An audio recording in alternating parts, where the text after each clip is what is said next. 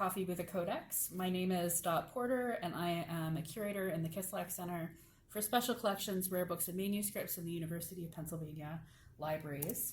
Coffee with a Codex is our weekly manuscript show and tell. So every Thursday at noon, I take a book off the shelf and spend about 30 minutes just to show it to you.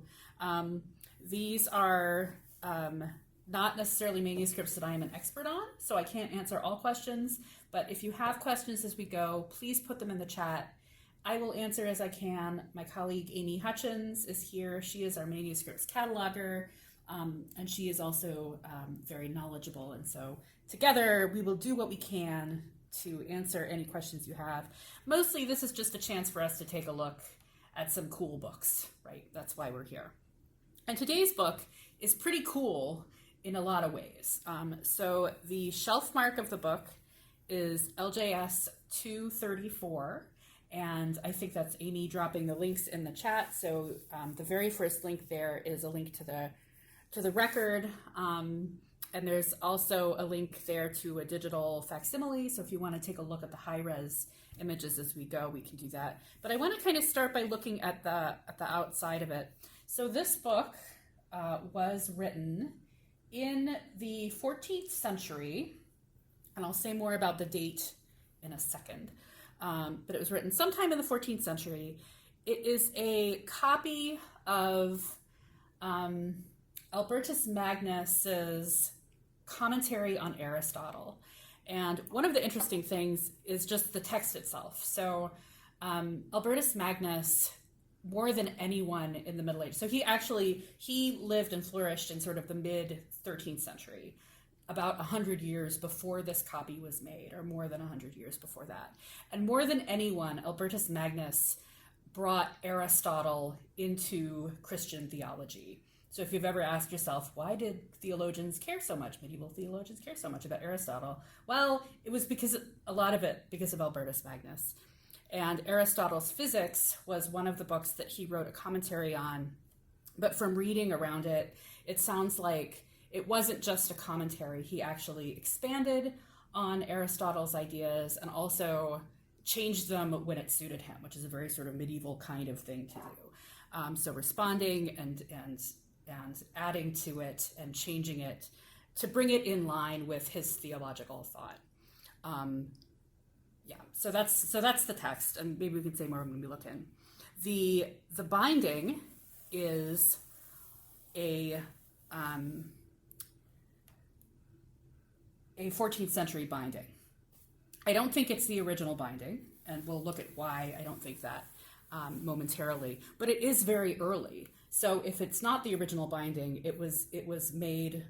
This text was put, or this manuscript was put in the binding very early, very soon after it was written, which is really interesting, right? A lot of early manuscripts were rebound in the 18th, 19th, 20th, 21st centuries. This one still has this very early binding, and I think it's beautiful, right? It's not fancy, like a book of hours, maybe, a prayer book. But it's really neat. It is leather over boards. So I don't think there's any place where we really get a great look at the wood, except maybe back here. So here's the wooden boards. I'm gonna tap on that. I don't know if you can, you can't hear that. Well, I'm tapping on it. It makes a noise. The front and back are covered with parchments. What we call paste downs, because they literally are pasted down onto that. And then the outer part is covered with leather. There's been some repair. The spine has been what we call rebacked. So this is new leather here, but this is probably the original leather, and it's a bit of a mess, right? It's sort of flaking off, and there's holes in it. At some point, some bookworms got in here, and they chewed up here and also chewed into the first few pages and the last few pages of the parchment itself. It doesn't look like, from what I've seen, bookworms don't like parchment a lot, They much prefer paper and wood, but they will chew through parchment if it's there, if it's up against the wood, and then they'll give up after a little bit. So that's what's going on here. Because we have the original binding, there are notes, or maybe not the original binding, right, but a really early binding. There are notes that were written on the paste downs that survive to today that are very early notes. And this is one of the things that's sort of interesting about this, because a lot of times for early manuscripts, we don't know a whole lot about the provenance being who owned the books after they were written. In this case, we kind of do, because when the book was sold, people wrote notes. So maybe you can see here, there was text written here, it's been erased. I have a little UV light, and if I shine the UV light on here, it brings out the text a little bit. And this is a note dated 1394 that the book was sold. I've got to look at the note here. Let's see. Sold by Benost for 4 Parisian pounds in 7th of October, 1394. So that's what this is saying here. So we know, in terms of dating the manuscript, we know that it was written before 1394 because it couldn't have been sold before it was written. And it was also bound in this binding before 1394. So if this isn't the original binding, it was written, bound, rebound, and then sold here. So that's actually really interesting in terms of the history of this book. So, all right, you all want to see. You're like, okay, but what about the book? All right, so let's take a look at it. So it was, copied sometime in the 14th century. It's not super decorated, but it has more decoration in it than, if you were here last week, we looked at the Cistercian manuscript that was very plain. The only color in it was these large red initials. This is a lot more decorated in comparison with that. So we do have initials. We have a little bit of illumination that is gold and painted around here. It's flaking pretty bad, which you see a lot in the first page of manuscripts. You expect to see a lot of flaking going on here. So that's been flaking off, but there's going to be more gold as we go through. Here, I see a lot of tags in the chat.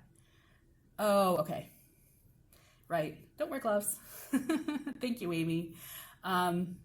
So there we go. And then the other decoration that you'll see is these little initials, which again, we look at a lot of 14th century manuscripts just because our collection has a fair number of them. And this is something you're going to see a lot. You see these red and blue initials that go alternating. So red, then blue, red, then blue. They often have contrasting pen work.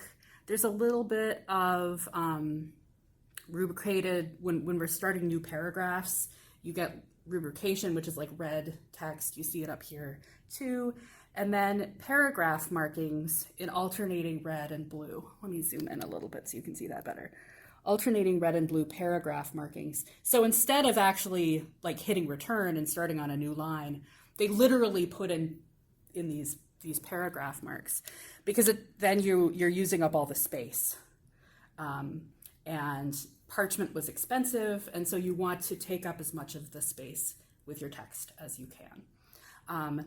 The reason that we have all these things, the rubrication, the alternating initials, the paragraph markings, is to help your eye keep its place. It's sort of it's the same as formatting in Word. Basically, it's just a different type of thing. So as I go through, you'll see red and blue and red and blue. Let's see, what else are we going to see? We're going to see at the top, there are markings in the headings. Another thing that you get in Microsoft Word is like headers and footers. In this case, what we're doing is marking the book number. So this commentary is divided into 8 books. And so the number of the book is going to be up on the right. We're in book 1 because we're at the start. Over here, that's L. L stands for Liber, which is book. So we're saying we're in book 1. And as we go through, eventually we'll get to book 2. Another thing that we'll see as we go through is notes in the margin. This book has a lot of marginal notes and also notes in the bottom margin. And this is why we don't think that this is the original binding. Because if you look, the text at the bottom has been trimmed. It's literally been cut off. And this happens when books are rebound. Usually my understanding is that this is done so books can fit on shelves. So this was trimmed so it could fit in a binding of a particular size, so it could literally go on the shelf. So as I page through, there's a lot of notes in the bottom margin, there's notes in the side, and then the book number at the top. Actually, almost every page has these notes on the bottom. And Amy, do you know what? Because this is not something that I've seen. That's like they're all the way at the bottom, and they're on almost every page. No, she's shaking her head. Yeah, I don't know what that is, but it's very, very interesting. So here we go. We're going from book 1 to book 2. And there's a couple ways that we know that this is happening. One is that the number has changed at the top. So now we're in book 2. But the other thing that's probably obvious to you all is that we've got now this nice illuminated initial. So this is another illumination. And this is a little nicer than the one at the front. It hasn't flaked quite so much, although it's not very shiny. It's pretty plain. But it's still a little bit more decoration than what we had before. And of course, it's serving its purpose, which is it's telling us that we are now in a new section. Let's see. So I'm looking in so I zoomed in on the initial. Any idea of the age of the annotations in the margins? They look pretty contemporary to me.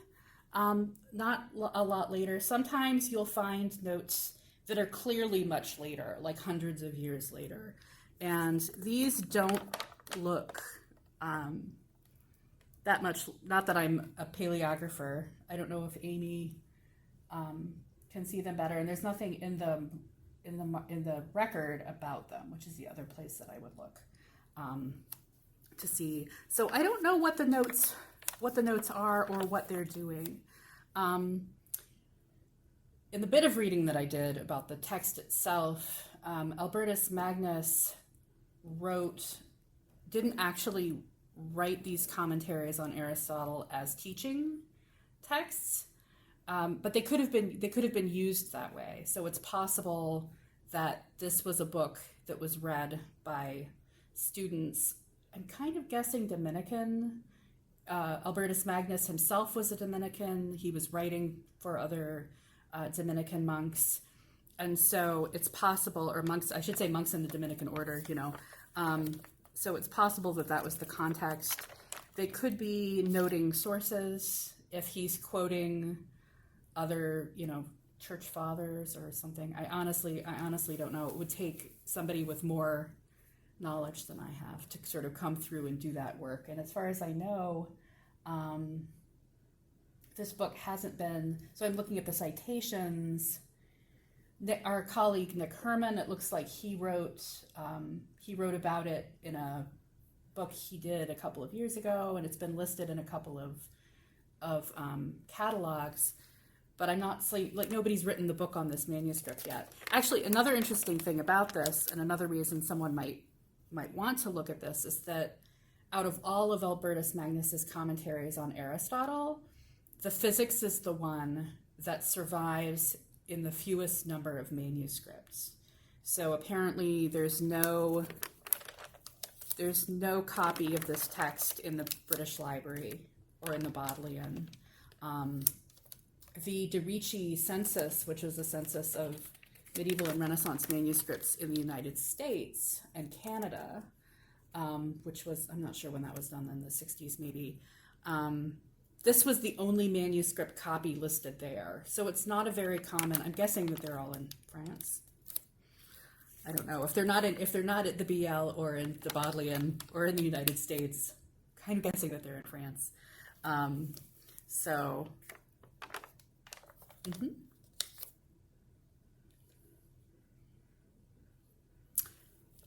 Oh, yeah.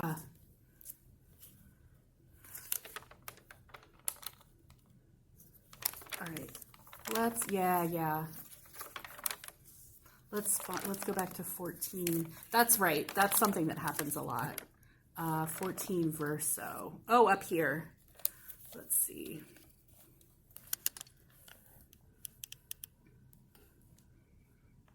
Oh. Yes. So here's one, and there are these two little lines, and this one also has a line and a dot. And let's see, where is the line? There would be one in the line next to it.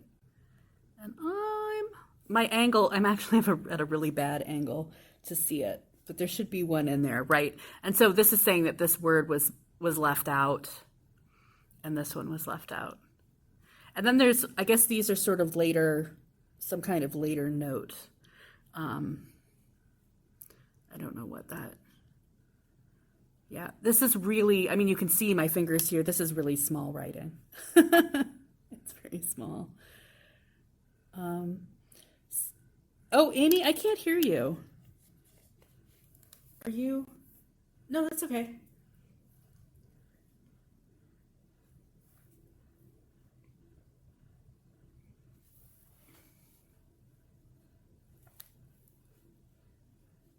Oh, yes, I see. There we go. Yes, I see that. I see that now. Yeah. So Martha has a question. Can you tell if it looks like the same scribe? And I guess then the question is, how do you tell if it's the same scribe? Zoom in closer.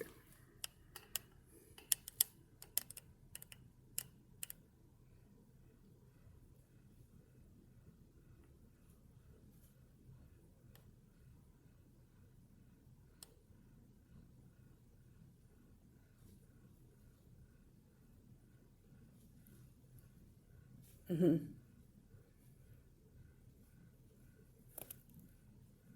Mm-hmm. Oh. Mm-hmm. Right. The little tick at the top. Yeah.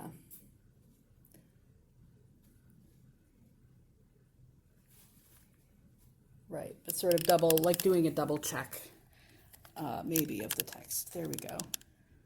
There we go. All right. Mm-hmm. Yes, Matilda says quality control, which is exactly, and in fact, if you, today, if you get, transcription work done, actually what I think current practice is you actually have two people transcribe the same thing, and then you compare them. But this is sort of similar in that you have one person write it and then someone else come through and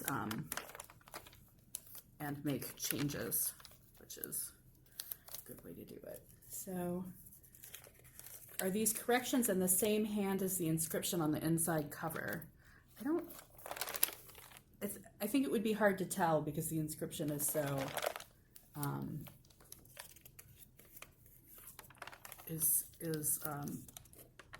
so messy. But I suppose it's possible. I don't know. I would think that it would be different people doing the scribal work and then selling it, but maybe not. Okay, here we go. Book 3. We have again the letter changing at the top, and then I'll zoom in if I can on that. And I don't think it is not actually illuminated in the sense it doesn't have, I don't think that's gold leaf. I think it might be gold paint, which is not as expensive or that. Let's see, the number 3. Yes, the number 3 also has the sort of alternating blue. They were very into alternating blue and red, weren't they? That was very, very much an aesthetic that they had going on. I've seen so many texts like this. And also the genre of the text, like the same style, you see it across a lot of different genres is what I'm saying. So this is a sort of theology, philosophy text. If you look at a Paris Bible from around the same period, it will also look like this in terms of how the headings are written and how the letters are written. Amy says law too, right? Law books. We have we also have a Dominican medical book that was written in Paris in the same period and has the same kind of look. I just want to point out, because I'm always interested in these, you might notice there's this sort of weird area here where the text is kind of broken. There's actually a hole in the parchment it was sewed up. The thread is not there anymore, but but there's sort of a little scar where that was made, and that was done to keep the parchment. It was done when the skin was put up on the frame to keep the hole from expanding. Sorry, I'm gonna cough again. Let's see. We have a question. Did they make ruled lines in pencil to keep the lines and margins straight? Yes. Often. Sometimes in pencil and sometimes using hard point.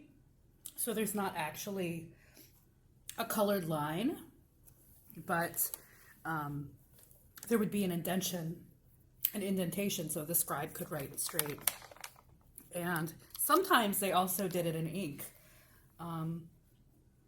Not this one. And in fact, I'm trying to see where the ruling is. I see some here. I think this is hard point. So there is, I don't know if you can see it, there is a line down here, but there's no lead or any other color in it. It's just an indentation in the parchment, and I see one here too. You can probably see that better in the digital images because they're going to be higher resolution than these are. And the way that they did that typically in the West is they would measure out on the edge of the sheets before they were bound together. And they would put little holes on both sides, and then they would draw the lines between the holes. And you'd also have, obviously for these going up and down, you'd also have holes at the top and the bottom, and you draw them through. These have been trimmed, so we don't have they're called pricking marks. So we don't have the pricking marks here, but often you will see them. All right, Amy has, manicule. I see it now. So there's a manicule. Is that the one you were looking at? Or is there another one? Ooh, there we go. Yes, so manicules are great. They're like, it's just to show you where something interesting is happening. It's not really a note. It's just sort of a look here. But they're drawn in the form, usually in the form of hands, which is why they're called manicule, which just is manus meaning hand. Here's another, so we're going into book 4 now, and there's our other initial S, which is quite nice. There we go. Let's see, a couple questions. Those cutout marginalia notes are intriguing. What do you think they found? Oh, so they trimmed them off so it would fit in the binding. Trimming is done when the binding is when a book is rebound or bound, and it's usually done either so a book could fit on a shelf of a particular size, or so it would be the same size as other books. I think that was more of a later practice when you had people like book collectors who paid a lot of money for a book and they wanted all their books to look the same. You see a lot of trimming, so they're like the same size, which is really sad. But that's why it's been trimmed. It has nothing to do with the notes themselves. It's not like they were trying to hide something. It was just that they needed to make it a particular size, which is unfortunate. Now, it looks like there's been some sort of, I don't know if that's water damage or something, but you've probably noticed the staining down at the bottom, just on a few pages. Let me keep going, but stains a lot. Excuse me. I would love to know more about these bottom notes, because they're like on every page. I've never seen anything like that. And I don't know what's happening. Ooh, here's another parchment, another little hole in the parchment. It looks like they tried to sew it together there. Let's see. Do I think the original size was much bigger? I mean, it would have been, I don't know if it would have been much bigger. It would have been, I mean, at least it would have been big enough to have a little bit more at the bottom, but I think these are really big margins. You know, these are really substantial margins. I think that these notes were already written down at the bottom of the margin and they were just trimmed. It might have even have just been trimmed a little bit, just enough to sort of cut them off.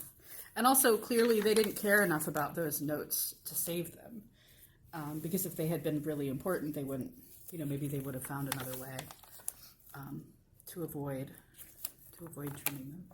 Let's see. Oh, we have 3 more, so I'm going to, I know we only have a couple more minutes, so we'll sort of skip ahead, because I just want to look at these initials. I like them. I like them. They're not really fancy. They're kind of plain. But they do the job, you know. Let's see. Oh, let's see. So here's 6. Look. Oop. I needed to jump ahead so much. Here we go. Oh, look at that. Oh, that's nice. So this is an E, and instead of going down, because we're at sort of already towards the bottom, it goes up, and it looks like there's a little head. It's like a snake. If you see his little head right there, little blue snake in that. There. Oop, and another manicule. Oop, right there.